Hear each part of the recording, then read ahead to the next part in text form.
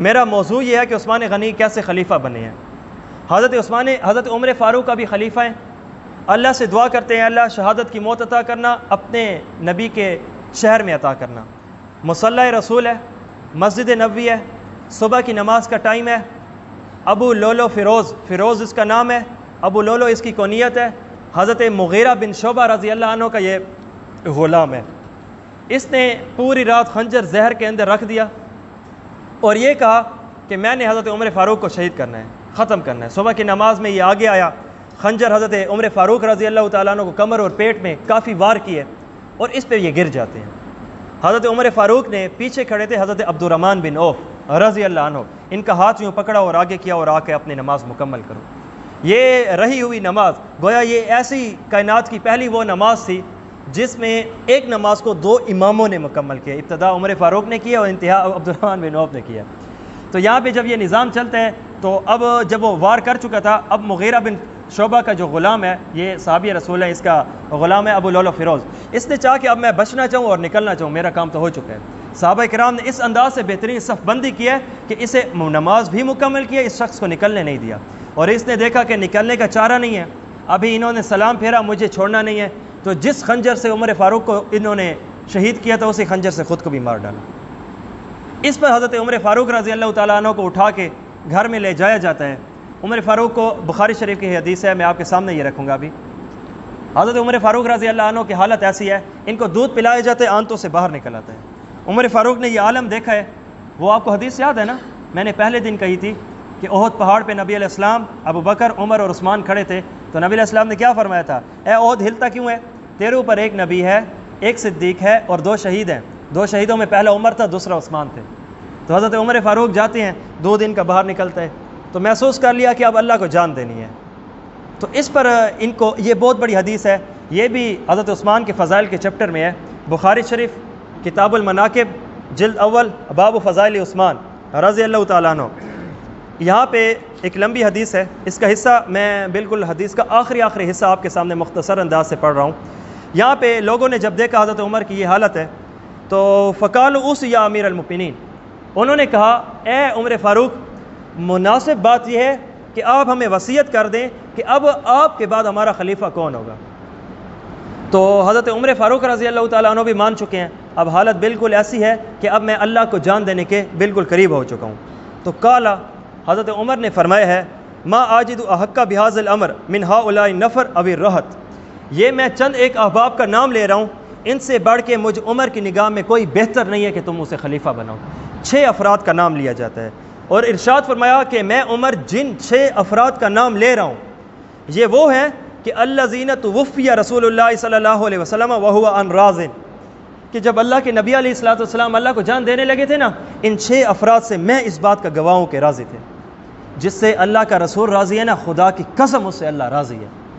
تو ان کا نام لیا جاتا ہے، فسمہ، عمر فاروق نے نام لیا، نمبر 1 علی و عثمان و زبیرہ و طلحہ و سعد و عبد الرحمن بن عوف، حضرت عبد الرحمن بن عوف کا بھی، یہ 6 افراد ہیں، ان کا نام لیا ہے۔ فرمایا ان میں سے جس کو تم مناسب سمجھو اس کو ہی بنا لو، اور ارشاد فرمایا وقال یشہدکم عبد اللہ ابن عمر ولیس لہ من الامر شیء، اور رہ گئی بات میرے بیٹے عبداللہ ابن عمر کی، اسے خلیفہ نہ بنانا۔ کیا عجیب، ہم لوگ آج ترستے ہیں کہ کرسی ملے، باپ دنیا سے جانے لگا ہے، 22 لاکھ مربع میل کا بلا شرکت غیر حکمران ہے، ایک جملہ ہوتا کہ میرے بیٹے نے خلیفہ بننا ہے، تلواریں اڑ جاتی جو اگر اس کے خلاف کوئی اور بندہ کھڑا ہوتا۔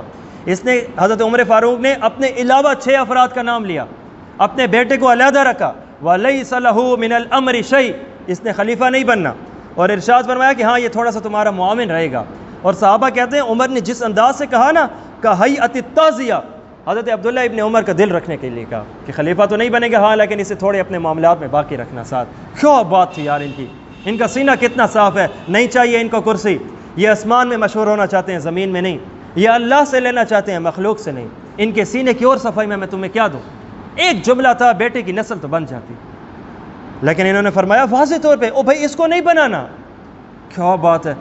آگے فَإِنْ أَصَابَتِ الْأَمْرُ سَعْدًا، اور لوگوں اگر جو میں نے 6 نام لیے ہیں ان میں سے ایک جو حضرت سعد ہیں، ان کو خلیفہ بنا لو تو یہ بہترین آدمی ہیں، لیکن وَإِلَّا فَلْيَسْتَعِنْ، اگر تم اس کو نہ بناؤ نا، اس سے معاونت ضرور لیتے رہنا، سمجھدار بندہ ہے۔ اور رہ گئی بات کہ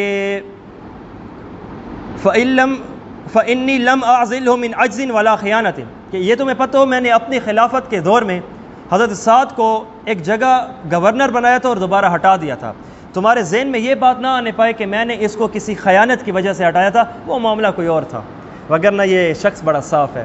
اور عمر فاروق کی خوبصورتی تو یہ تھی، کسی کو گورنر بناتے تھے چھپ کے پہلے نماز دیکھتے تھے، اگر اس کی آخرت بنانے کی سوچ ہے نا تو دنیا بنا لے گا، اور جس کی دنیا بنانے کی سوچ ہے آخرت کی نہیں ہے تو آخرت برباد کر بیٹھا ہے، دنیا بھی خراب کر دے گا۔ اور آج کے رذیل ترین انسان ہمارے اوپر حکمرانی کر رہے ہیں۔ مجھے بتاؤ، جن کے دروازے پہ ہم جائیں ان کے 4 منہ ہیں۔ آج کے زمانے میں ایک غریب کے 3 پروں والا پنکھا تم نہیں چلا کے دے سکتے۔ مسئلہ آج کی ٹیکنالوجی میں نہیں ہے، دل میں ہے، سینے میں ہے۔ اللہ بات سمجھنے کی توفیق عطا فرمائے۔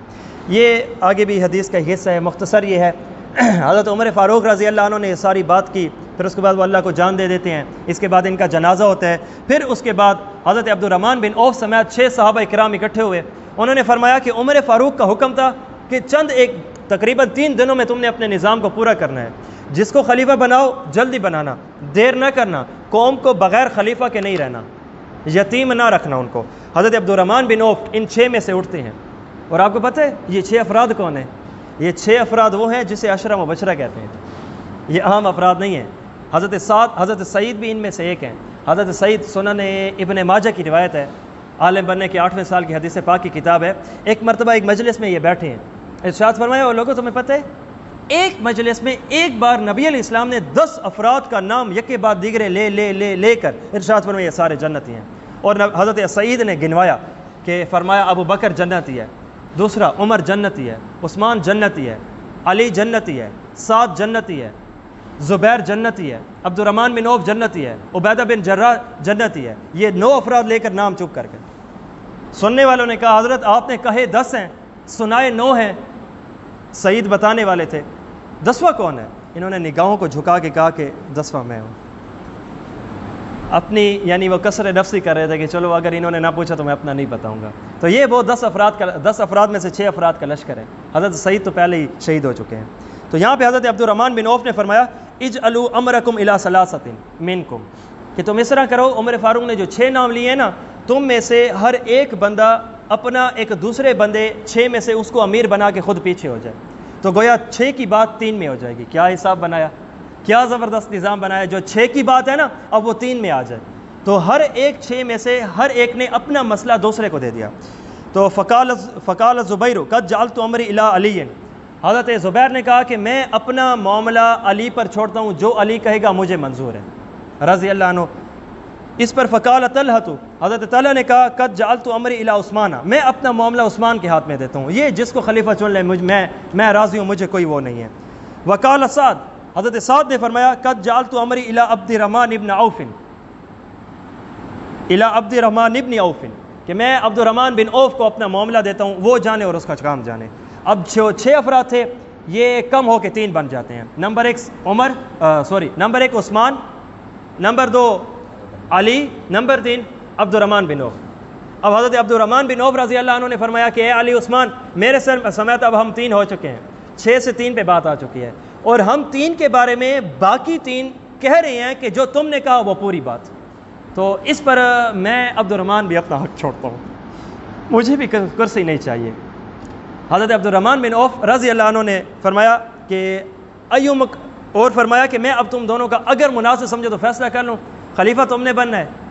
اور عبد الرحمن بن عوف رضی اللہ عنہ زبان کے زبردست افراد میں سے تھے، بہترین طریقے کی فصاحت و بلاغت، اعلیٰ قسم کا حلال مال، بہترین انداز، ساری دنیاوی نعمتیں ان کے اوپر پوری تھی۔ تو ارشاد فرمایا باقی 2 حضرات نے کہ آپ جس کو خلیفہ بنائیں گے اے عبد الرحمن بن عوف، ہم 2 راضی ہیں۔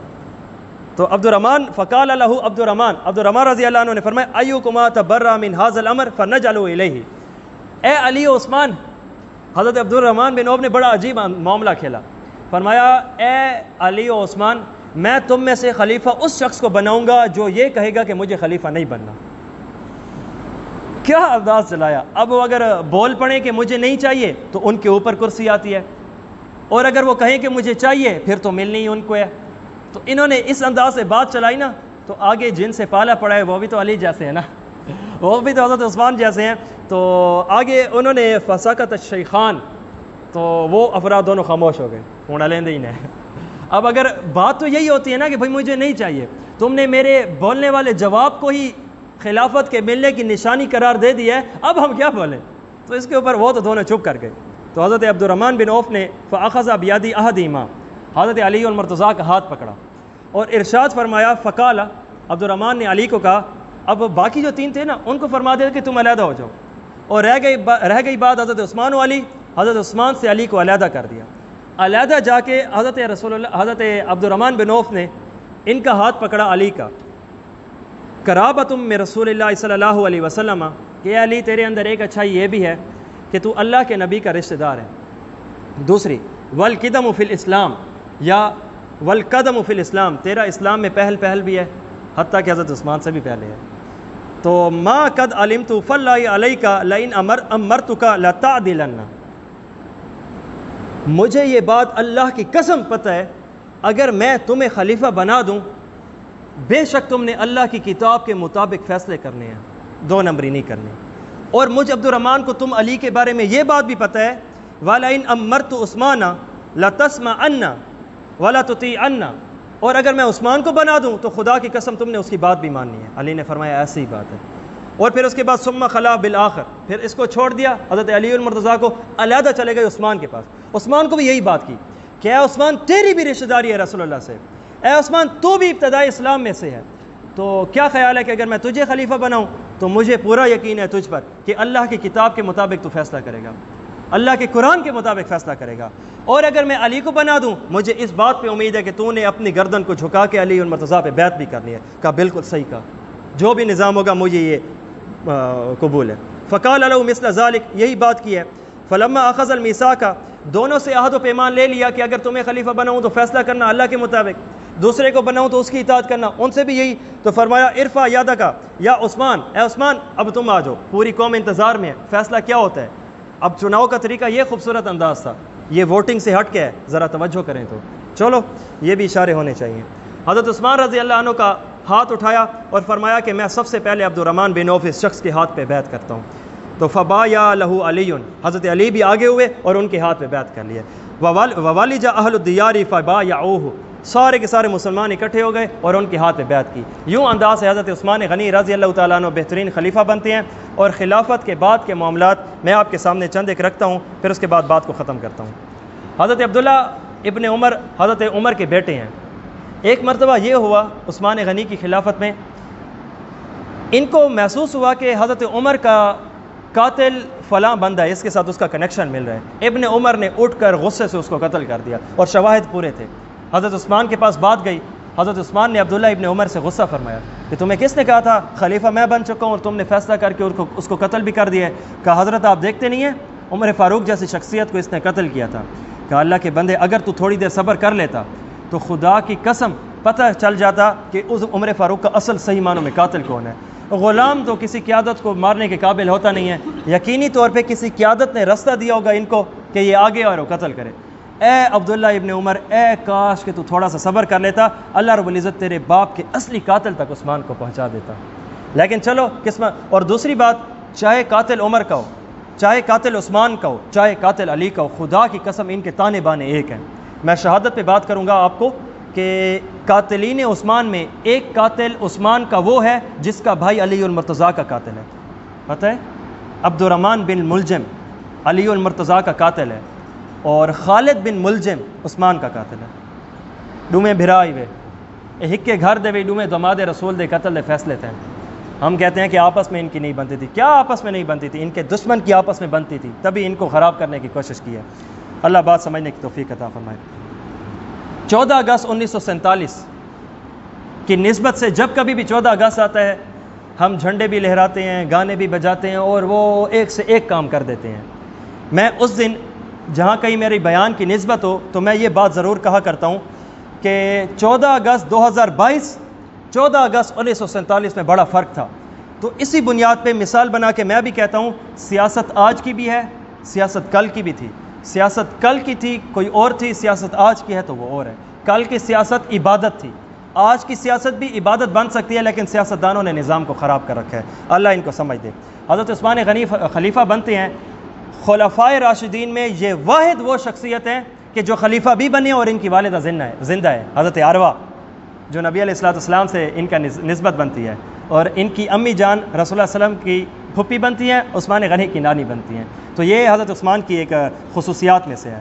حضرت عمر رضی اللہ عنہ نے 22 لاکھ مربع میل پہ نبی علیہ السلام کا جھنڈا گاڑ دیا تھا اسلام کی خاطر، اور عثمان وہاں سے لیتے ہیں 44 یا 45 لاکھ مربع میل پہ جا کے نبی علیہ السلام کے جھنڈے کو لے کر جاتے ہیں دین کا۔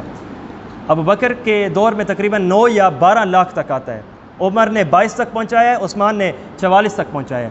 ابو بکر، عمر، عثمان اور علی، یہ 4 افراد کی آپ خلافت دیکھو، جس میں سب سے زیادہ فتوحات ہوئی ہیں نا، خلافت عثمان کہلاتی ہے۔ اور اگر اور امیر معاویہ کے دور میں 64,65,000 مربع میل پہ رسول اللہ صلی اللہ علیہ وسلم کا جھنڈا مکمل دین کا بڑھ چکا ہے۔ 1,20,00,000 مربع میل زمین کی مکمل 30% خشکی ہے۔ گویا میں یہ جملہ بولوں کہ امیر معاویہ کے دور میں آدھی سے زیادہ دنیا پہ نبی علیہ السلام کا دین پورا غالب ہو چکا تھا۔ یہ ملتان تک تو تاریخ بتاتی ہے امیر معاویہ کے وہ دور خلافت میں تھا ان کا نظام۔ چلو، حضرت علی المرتضیٰ کا عثمان غنی کی خلافت کے 8 بڑے صوبے ہیں۔ یہ اگر آپ یاد بھی کریں تو آسان ہے۔ 8 میں 4 صوبے جزیرۃ العرب میں ہیں، 2 صوبے مشرق میں ہیں، 2 صوبے مغرب میں ہیں۔ جو جزیرۃ العرب میں 4 صوبے ہیں، مکہ، مدینہ، یمن اور بحرین، یہ تقریباً اس وقت گویا جو ان کے زمانے کے صوبے تھے نا، وہ آج کے زمانے کے پورے ملک ہیں، اور ان میں پورا تقریباً جزیرۃ العرب آ جاتا ہے، عرب امارات آ جاتا ہے۔ اور 2 مشرق کی طرف ہے، کوفہ اور بصرہ۔ کوفہ میں وہ پٹی لیتے چلے جائیں تو روس و افغانستان تک کور کرتا تھا، اور جو بصرہ ہے عراق و ایران اسی کے اندر آ جاتے ہیں، ان تک ان کی حکمرانی تھی۔ اور 2 مغرب کی طرف ان کے صوبے تھے، دمشق اور مصر۔ دمشق میں ملک شام بھی آ جاتا ہے، اور مصر میں آپ لیتے چلے جائیں پٹی تو وہ آج کے زمانے کے ممالک جسے ہم کہیں، فلسطین ہے، اسرائیل ہے، چلو یہ تو ایک مقبوضہ علاقہ ہے، اسے کیا ہم ملک کہیں۔ اب بات یہ ہے کہ یہ جو 8 پورے صوبے تھے، ان میں جو جزیرۃ العرب میں 4 صوبے تھے، یہاں پہ کوئی فوجی چھاؤنی یا کوئی چیک پوسٹ نہیں ہے، کیونکہ نبی علیہ السلام کی ابتدا زبردست طریقے کی محنت ہو چکی ہے، تو یہاں پہ فوجی چھاؤنی بنانے کی ضرورت ہی نہیں ہے، کفار آتے ہی نہیں ہیں، حملے کا ڈر ہی نہیں ہے۔ جو مشرق اور مغرب کی طرف تھی، یہاں پہ فوجی چھاؤنیاں بنائی گئیں۔ اب جو مشرق اور مغرب کی طرف ان کے صوبے میں جو گورنر تھے، ملک شام میں گورنر امیر معاویہ تھے، گویا MNA آج کا ترجمہ۔ تو کوفہ میں ولید بن عقبہ بن ابی معیط تھا رضی اللہ عنہ۔ آپ کو ایک میں بات کہوں، ولید بن عقبہ بن ابی معیط رضی اللہ عنہ، اور اگر میں ایک یوں کہوں کہ عقبہ بن ابی معیط لعنت اللہ علیہ۔ ولید صحابی رسول ہیں، عقبہ بن ابی معیط نبی علیہ السلام کے مکے کے دشمنوں میں بہت بڑا دشمن سمجھا جاتا تھا۔ یہ وہ لعنتی ہے، نبی علیہ السلام ابتدائے نبوت میں نماز پڑھ رہے تھے تو جانور کی اوچھری نبی علیہ السلام پہ رکھ دیتی۔ ہدایت ہی کہاں چلی آتی ہے۔ آپ ابو جہل کو دیکھو تو لعنت اللہ، اس کے بیٹے اکرمہ کو دیکھو تو رضی اللہ عنہ۔ مکہ میں دشمن ابو جہل تھا، لیکن بیٹا صحابی رسول۔ مدینہ میں بھی ایک واضح دشمن تھا جس کا نام عبداللہ بن ابی تھا، اور اس کا بیٹا بھی عبداللہ بن ابی رضی اللہ عنہ صحابی رسول ہے۔ تو اللہ رب العزت جس کو ہدایت عطا فرمانا چاہے، تو عقبہ بن ابی معیط اس خبیث کا جو ایک صاحبزادہ تھا ولید، یہ رضی اللہ عنہ ہے، صحابی رسول ہے۔ تو یہ ایک گورنر تھے کوفہ کے، اور بصرہ کے ابو موسیٰ اشعری اور مصر کے عمر بن عاص رضی اللہ عنہما تھے۔ عثمان غنی نے 6 سال ان کو گورنر رکھا، پھر اس کے بعد ان دونوں کو بدل کے بصرہ کا عبداللہ بن ابی سر اور مصر کا عبداللہ بن عامر رضی اللہ عنہ کو خلیفہ بنا دیا تھا۔ حضرت عثمان غنی رضی اللہ عنہ نے جو اپنے دور خلافت میں کام کیے تھے، قوم آج بھی اسے سراہتی ہے، اور ابتدا انہی سے ہوئی تھی۔ نمبر 1، پراپرٹی خریدنے کی اجازت۔ جو بندہ انصاف کے ساتھ خریدنا چاہے گا تو انہوں نے اپنے دور حکومت میں ان کو واضح طور پہ اجازت دے دی تھی۔ دوسری، سرکاری چراگاہ بنائی تھی تاکہ جانور آئیں اور بہترین طریقے سے اپنے کھلائیں پلائیں اور نفع ہو۔ پھر مؤذنین کی تنخواہوں کا بھی تقرر کیا تھا، جو مؤذن ہوتا ہے آئے اور اپنی تنخواہ کو بھی لے کر جائے۔ مسجد میں باقاعدہ خوشبو کا نظام چلایا تھا۔ ایک تو ہے نا کوئی ہم نے بدبو محسوس کی اور کر دی، انہوں نے باقاعدہ اعلان جاری فرمایا تھا، اور اذان جمعہ کی پہلی اذان کا بھی انہوں نے ابتدا فرمائی تھی۔ اور یہ عثمان غنی کا اضافہ نہیں ہے، یہ حدیث پاک واضح طور پہ ہمارے سامنے ہے، علیکم بسنتی و سنت الخلفاء الراشدین المہدیین، حدیث پاک میں آتا ہے خلفاء کی سنت رسول اللہ کی سنت ہے، گویا یہ جمعے کی دوسری اذان سنت رسول اللہ ہے، عثمان کے دور میں پوری ہوتی ہے۔ زکوٰۃ کمیٹی بنائی تاکہ اس علاقے کے امیروں سے پیسے لیں اور اس علاقے کے غریبوں کو پیسے دیں، اور پولیس کا نظام بنایا، نظام تو انہوں نے اچھا بنایا تھا، لیکن چلو لغت قریش میں قرآن پاک کو اکٹھا کیا، جس طرح ہماری ایک سرائکی زبان ہے، ایک اردو ہے، ایک پشتو ہے، لیکن ایک پشتو کے اندر بھی کئی پشتو ہیں، اس پٹی کے لوگ علیحدہ بولتے ہیں، اس پٹی کے لوگ علیحدہ بولتے ہیں، اس پٹی کے لوگ سرائکی علیحدہ بولتے ہیں، تو اسی طرح عربی بھی ایسی ہی تھی۔ تو حضرت عثمان نے تمام زبانوں کے قرآن کو ایک جگہ اکٹھا کر کے لغت قریش اور لغت رسول اللہ صلی اللہ علیہ وسلم جو نبی علیہ الصلوۃ والسلام کی زبان مبارک تھی، اس علاقے کو پورے کے پورے قوم کے لیے عام کر دیا تھا۔ یہ جو آج ہمارے پاس خط عثمانی ہے، یہ واجب ہے اس انداز سے ترتیب رکھنا، تو یہ بھی عثمان غنی کا کارنامہ ہے۔ اور اسی طرح امام کی مسجد میں آنے کی جگہ مقتدی کی مسجد میں آنے کی جگہ سے علیحدہ کر دی تھی، تاکہ وہ پروٹوکول سے آئے، دوسرا حفاظت کی لڑی میں آئے۔ کیوں؟ ان سے پہلے خلیفہ عمر کا حال ہم دیکھ چکے ہیں، تو اب قوم میں دشمن آنے لگے ہیں، تو احتیاط سمجھداری کی بنیاد پہ ہونی چاہیے۔ سیدنا عثمان غنی رضی اللہ تعالیٰ عنہ کا یہ ایک نظام و خوبصورت ترتیب ہے، خدا کی قسم ہے ہم ان صحابہ کرام کی اگر زندگی اپنی زندگی میں اتاریں گے، اللہ دنیا آخرت بنائے گا، چھوڑیں گے اللہ دنیا بھی ذلیل کرے گا، آخرت بھی ذلیل کرے گا۔ یہ چند ایک باتیں اور نظام تھے، کل انشاءاللہ شہادت پر بات کر کے بات کو نظام مکمل کریں گے۔ کل انشاءاللہ مستقل ہم دعا کا بھی اہتمام کریں گے۔ ہمارے پاس حضرت کون سے حضرت تشریف لا رہے ہیں دعا کے لیے؟ حضرت مولانا عدنان صاحب، جو یہاں پہ تشریف لاتے ہوتے ہیں، اللہ اللہ کراتے ہوتے ہیں، اور اللہ اللہ کہنے والوں کی زبان سے جب اللہ سے دعا اللہ کے لیے، اللہ کے بندوں کے لیے نکلتی ہے نا، آسمان کو چڑھتی ہے۔ اور قرآن پاک تو واضح طور پہ بتاتے ہیں، الیہ یصعد الکلم الطیب، تم اچھا بولتے ہو نا، یہ اڑ کے میرے پاس الفاظ پہنچتے ہیں، اور جب کوئی اچھا بولے اور بندہ خود اچھا ہو تو پھر بتائیں۔ تو انشاءاللہ کل دعا بھی ہوگی، آپ ضرور تشریف لائیے گا۔ اللہ رب العزت ہمیں سمجھنے سمجھانے والا بنائے۔ میں نے حضرت سے یہ بات رکھی تھی کہ ہم صحابہ کرام کی بنیاد پہ بات کرنا چاہتے ہیں، میری سوچ تو چھوٹی تھی، میں نے کہا صرف عثمان پہ بات کرتے ہیں۔ حضرت کو اللہ رب العزت نے شرح صدر فرمایا، حضرت نے فرمایا بچہ اے ہن صرف عثمان دے گال نہ ہو سی، آون والے دیوارن یہ صحابی دی گال ہو سی، اون صحابی دی گال چلے سن۔ یکم محرم الحرام حضرت عمر کے اوپر ہے، میں نے حضرت عمر کے اوپر مکمل مطالعہ کر رکھا ہے۔ یہ جو میں آپ کے سامنے یہ پوائنٹس کے لحاظ سے بات رکھتا ہوں نا، میرے 6 گھنٹے کا مطالعہ ہے۔ صحیح ہے جی، چلو یہ تو باتیں ہوتی رہیں گی۔ دوسری بات یہ ہے، حضرت عمر فاروق رضی اللہ عنہ کے حوالے سے انشاءاللہ حضرت عمر کے بارے میں آپ نے خطیبوں سے سنا ہے کہ کسی جگہ پہ وہ فرما رہے ہیں کہ یوں ہو جائے تو قرآن اتر آتا ہے، کبھی سوچتے ہیں تو قرآن بن جاتا ہے، کبھی بولتے ہیں تو قرآن بن جاتا ہے۔ 30 سے اوپر کی جگہیں ہیں اور میں نے ان کو اکٹھا کیا ہے۔ یکم محرم الحرام کو ان کا دن بھی منائیں گے، اور بڑے یہ تو ان کا تو ایک دن ہوگا اور اچھے طریقے سے منائیں گے۔ میں کہوں گا سوچے عمر قرآن بنتا ہے، بولے عمر قرآن بنتا ہے، الفاظ عمر قرآن بنتا ہے۔ میں اور آپ سورۃ فاتحہ کی تلاوت اس وقت کریں کہ جب یہ اتر چکی ہے۔ عمر فاروق نے کئی آیات کی ایسی تلاوت کی ہے جو ابھی آسمانوں پہ قرآن تھا۔ صحیح ہے نا؟ تو انشاءاللہ میں نے اس کو اکٹھا کیا۔ احباب دعوت دیں، نظام چلائیں۔ ہمارا نیٹ کے اوپر اس لیے ہوتا ہے، اب یہ جیسے ہماری مجلس ختم ہو گئی، پر اس نے اس انداز سے محفوظ کیا کہ مجلس ختم نہیں ہوئی، وقت مجلس کا گزر جائے گا، نفع آخر تک ہوگا انشاءاللہ۔ تو آپ جم کے تشریف لائیے گا، کل آئیے گا، لائیے گا۔ آج کے حوالے سے کسی دوست بھائی کا کوئی سوال ہے تو وہ کر سکتا ہے۔ خاموشی کا مطلب ہے سوال کون نہیں۔